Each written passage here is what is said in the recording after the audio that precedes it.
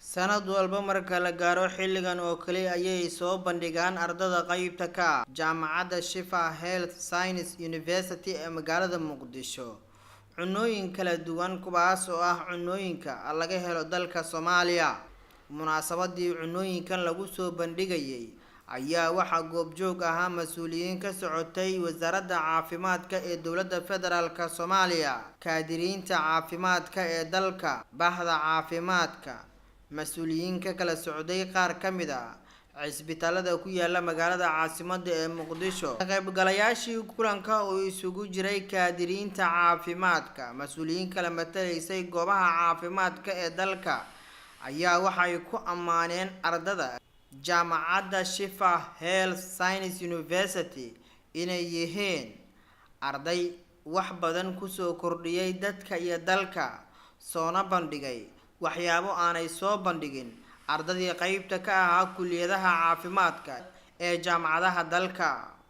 ina waafajiyay inaan ka soo wada qayb galno xafladan qiimiga iyo qaayaha leh xafladan qadarinta iyo sharafta leh laguna maamuusayo nutrition day-ga Shifa Health Science University mahaddeeda Allah ayaa iskale midda xigta waxaan rabaa inaan u mahadceliyo gudoomiyaha Shifa Health Science University Professor Umar Mahmoud Ibrahim Umar Hani waxaan ugu mahadcelinayaa soo saaridda arday tayo leh uu soo saaro kobcinta aqoonta ardayda soo saaridda arday ama kaadiriin caafimaad oo waxtar u leh bulshada Umar Hani wuxuu kaloo ardayda xusuusiyaa maalmaha qiimaha leh ee sanadka ku jira ee caafimaadka qiimaha ku leh waxaan marka anoo ka faa'iidaysanaya maanta munaasabadan nutrition day ee jaamacadda Shifa Health Science University anoo ka faa'iidaysanayo waxaan dhammaanteen nafsadayda ugu horeyso aan ku guubaabinayaa isku dhiirigelinaynaa inaan ku dadaalno isticmaalka nafaqadan maanta ay soo bandhigeen ardada cutubyada GM6 wasalaamu calaykum weli waxaan diyaar u nahay bilowgii sidii aan u bilownay inaan dhammaystirno waad la socotaan ilaa iyo hadda isbitaalka Madiina wuxuu ka mid yahay meelaha mucayanka ah ee tilmaaman ee Soomaaliya ama Muqdisho markii la yiraahdo caafimaadkooda sida rasmiga loogu tashakaro shaqaale ahaan dhakhtar ahaan iyo maamul ahaanba waa lay dul taagan yahay annagu aan ogahay waxaan rabaa inaan soo gaabsado aad iyo aad ayaan idinku mahad celinayaa hadan waa maasantihiin horumar wanaagsan aad rajeynaa insha waxaan aad iyo aad ugu baaqilinayaa mar kale iyo mar saddexaadba dhammaan jaamacadda maamulkeeda ee arrintaas xoogga saaray waana soo dhaweynaynaa insha Allah aga bixi karnaa dhibaatadaas waxaan ugu bixi karnaa naf ilaa wasaaradda caafimaadka kaliya ka sugno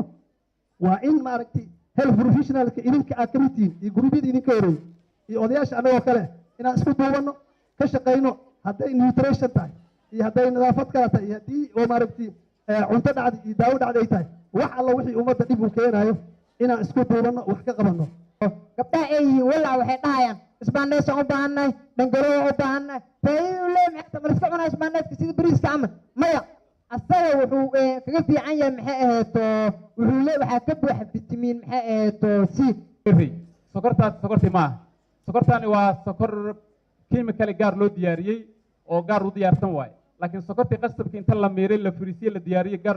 loo isticmaalayay ee sokortii guduudneed ahayd maaha sokor cad oo gaar loo soo diyaariyo chemical ah oo banaanka lagu soo diyaariyo la isticmaalayaa cudurro badan inaad qaadidna filo waxyaabaha hadda cudurradu waa maanta waddanka ugu soo bateen oo dhan waa waxyaabahaas aan controlna waxa aan cudayno annagana sidaas si lamid ah waxaan ballan qaadaynaa in iskuullada aan ka nimid oo ah iskuulo sare iskuulo hoose iyo iskuulo dhexe intaba inaan u sheegi doono faa'iidooyinkii maanta halkan ay jaamacadda ku soo bandhigtay waxaan leeyahay hambaliyo Dr. Umar Hani oo waraysi gaar ah siiyay kadib markii uu soo idlaaday bandhigii ay sameeyeen